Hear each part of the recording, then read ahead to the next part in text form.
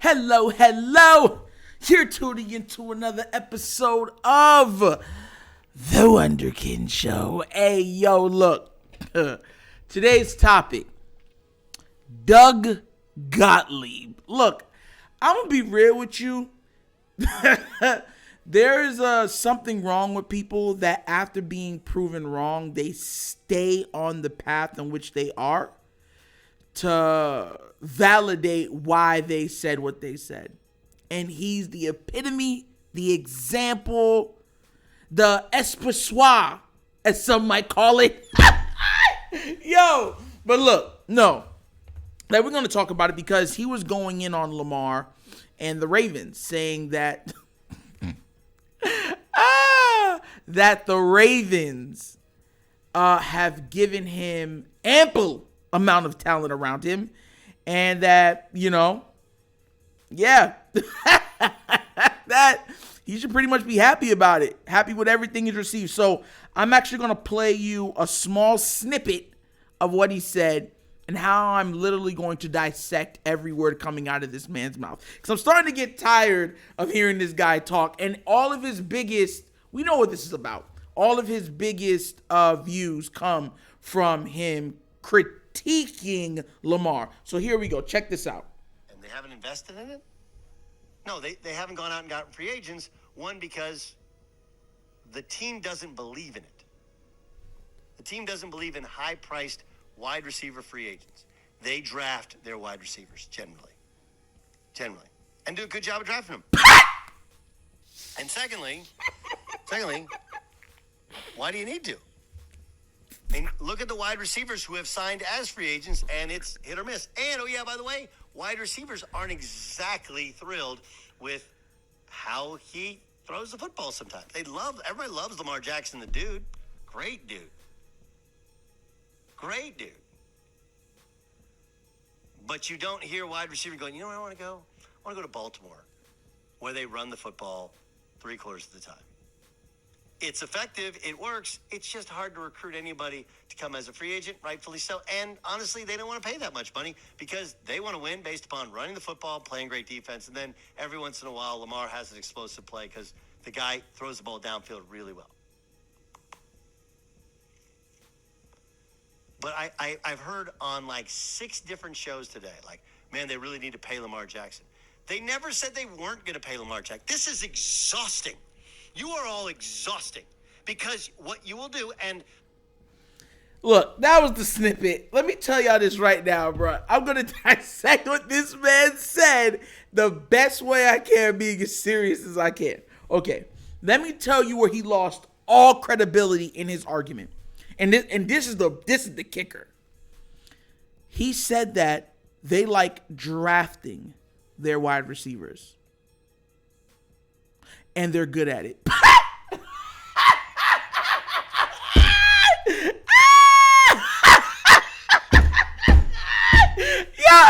Yo, no. I really got to say this, bro. Historically, we're speaking now. For the franchise, since the Baltimore Ravens have come into inception itself, right? They've been horrible at drafting wide receivers. Horrible. Like, oh my God. Listen, I bet you right now most people cannot name 2 drafted wide receivers that did great in Baltimore. Most people are going to say Torrey Smith had that one really good year. Yo. Oh, God. Yo, this is the foolishness I be talking about. Let me, look. First he goes, they don't believe in and pay wide receivers, right? Okay. He said that they're high-priced commodities, pretty much making the inclination that they're not worth the price tag. You see how some people try to like deviate people to their side. Now, let's be honest, and I'm going to break this down again. He didn't say that about Josh Allen when he got Stephon Diggs. He did not say that about Kyler when he got DeAndre Hopkins. He did not say that about Tua when he got Tyreek Hill. He did not say that with Chase and the plethora of weapons he has over there in the Bengals. He did not say that about Tom Brady when he went to the Buccaneers because he was lacking talent on the Patriots. He did not, he did not say that to Matt Stafford last year when they got him OBJ after Robert Woods went down, having already had Cooper Kupp. He said none of these things. This is my problem. Because think about what he is saying. He's saying that the team's philosophy and Lamar's limitations are the reason for the conundrum at wide receiver. That's a lie. That's a bull-faced lie. The only thing you could say he's factual on is that the team doesn't believe in it, which to me is they've been so historically bad at it that they've just said, well, I guess we could do it without it. No. See, this is where you change up real quick, right? You have a generational QB. We have never had that in Baltimore, okay? Never, ever had that in Baltimore, okay? We've been wishing for this for years. And now that we got it, hold up. Now that we got it, you're like, we want to go the route of what like people like Doug Gottlieb is saying, right?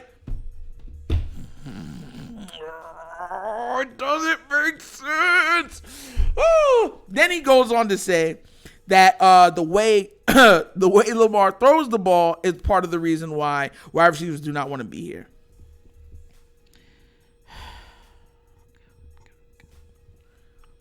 Wasn't the same problems that's plaguing the Ravens that we're complaining about with Greg Roman were the exact same thing that was happening when he was coaching the Bills and the 49ers. So there's a reoccurrence of a pattern, right? Right? This doesn't take rocket science to know, guys. It doesn't. And that's the problem that I have with these media guys. Because what they'll do is they'll take one iota piece of truth and twist it into whatever they want, right? And then it becomes, right, a disfigured portrait or disfigured sculpture of the original truth in which it was supposedly based on. That doesn't sicken you guys? Because it sickens me. Yo, look, I'm going to keep it a buck with you, bro. Listen, man, the Ravens want to win running the ball and playing defense. That's part of the problem. That's what we're complaining about. Look, I get it. You're great at running the ball. We don't have a problem with that. Our thing is that if you're going to have a good pass game, you blend it with the run game. That's just the way it's supposed to be. There is no reason why we don't run screenplays like that. There's none. There is none. It's one-on-one on the outsides almost 80% of the time. Common sense dictates. I so get sick and tired of people not having common sense and then trying to dictate, right? People that have common sense. Did that make sense? Like, I'm tired of it. Like, literally, that's what this whole thing is delved into when it comes to Lamar. People without common sense, you know, most of the time, like Greg Roman's play calling, these people like Greg Gottlieb, right, are trying to indoctrinate the people with common sense for their lack of sense. Hopefully that makes sense.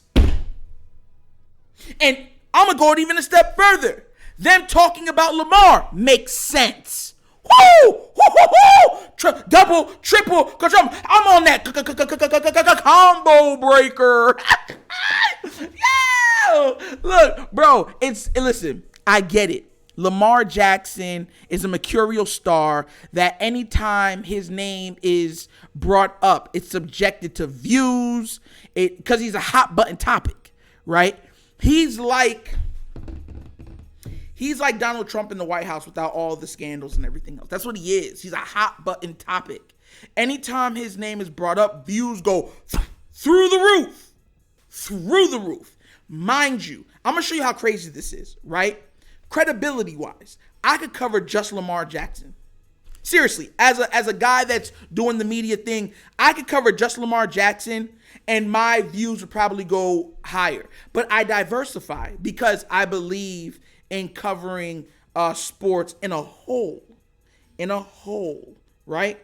Even like at the end of today's show, I'm gonna be talking about that crap show that we watched last night. Yo, I'm not gonna lie to you. Thursday Night Football is an absolute heresy to good football. I'm dead serious with you. Thursday Night Football has been terrible. And it doesn't look like it's getting any better. Like, yeah. Yo, Thanksgiving's on a Thursday, right? So are they showing the Thanksgiving games on Amazon? I'm wondering. I have to go check that. Yo. Shoot, hopefully Amazon sees me and be like, yo, we like him. Yo, yeah, we're going to make him the new host of our new sports show. I'd be like, yes! But real talk. We know what this is. Lamar Jackson brings in viewership. That's why they all use his name. That's why they use his likeness. And that's why they argue hot topic buttons, right? To ingratiate their viewers, right, with more content that will be viewed. That's all it is.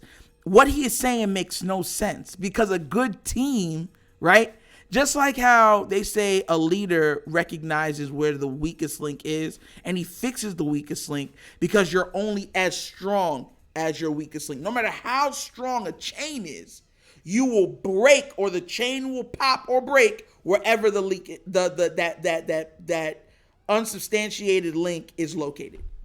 You get where I'm coming from? That's just the way things are. So let's say this, for example. God forbid. Oh my God. I think I might break my laptop if I seen this happen again. Could you imagine if they went into the playoffs hot? Let's say they finish off this year, win out the rest of their games, or maybe even lose maybe one game. So they go like 8-1. And we get the first place schedule. And we go and, we get the bye. And our first,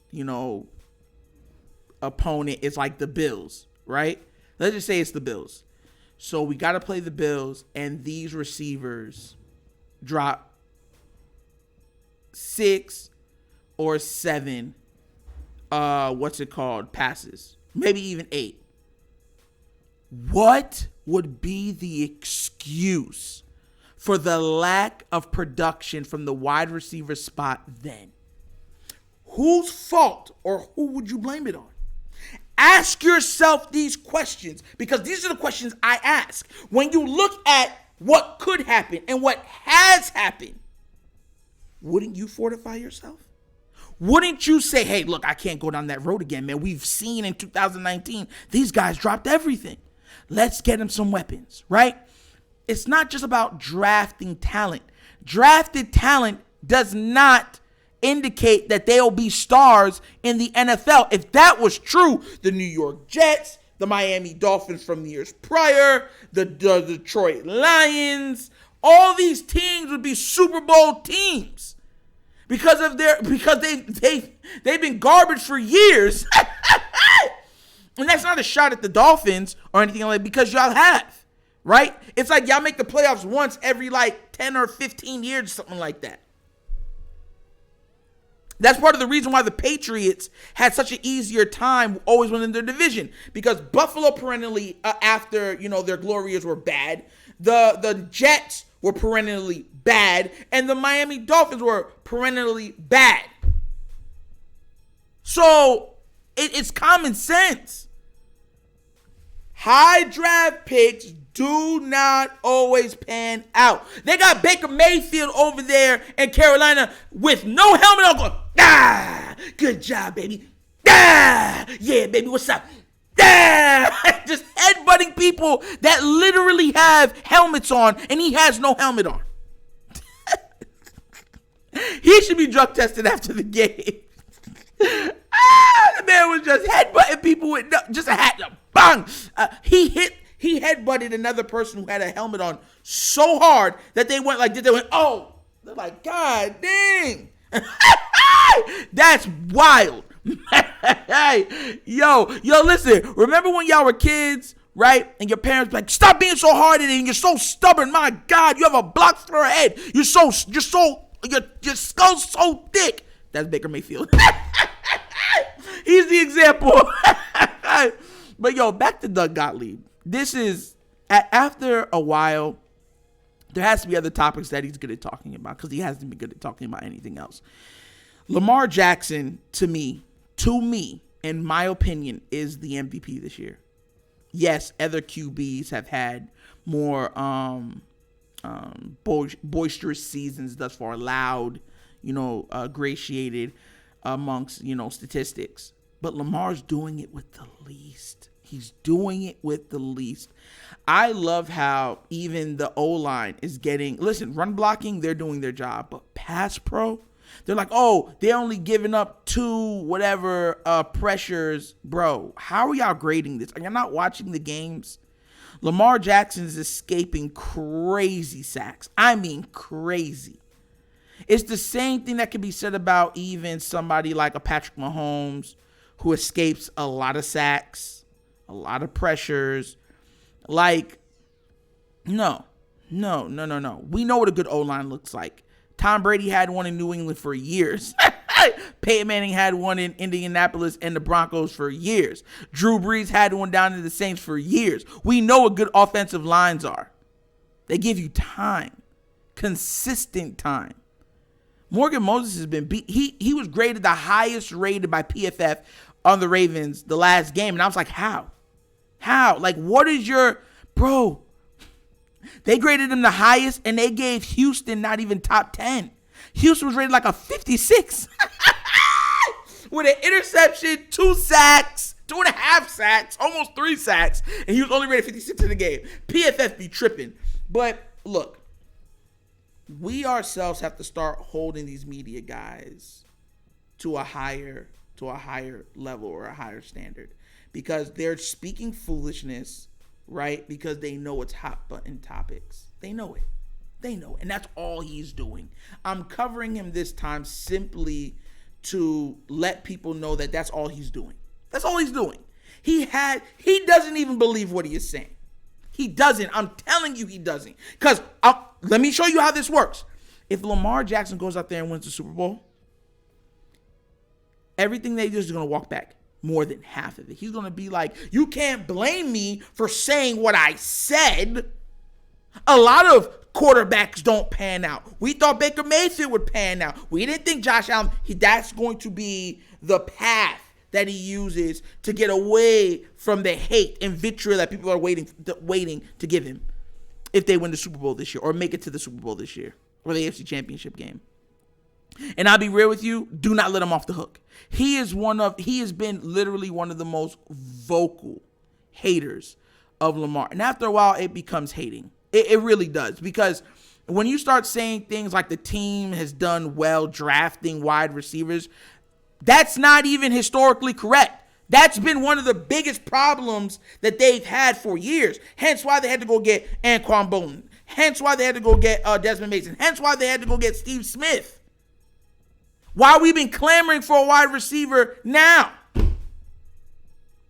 This man just started watching the Ravens now. But look, that's another episode of the Wunderkind Show. Thank you guys for following. You can be anywhere else in the world, but you're here with me, and I appreciate that. Please remember, like, subscribe, hit that notification bell, and I'm out of here, man. I am out of here. So because I'm out of here, that means y'all got to be out of here too. So that's another episode of the Wunderkind Show, and y'all have a wonderful, blessed day, and y'all knows my slogan. Peace. Because I am out of here. Yerp.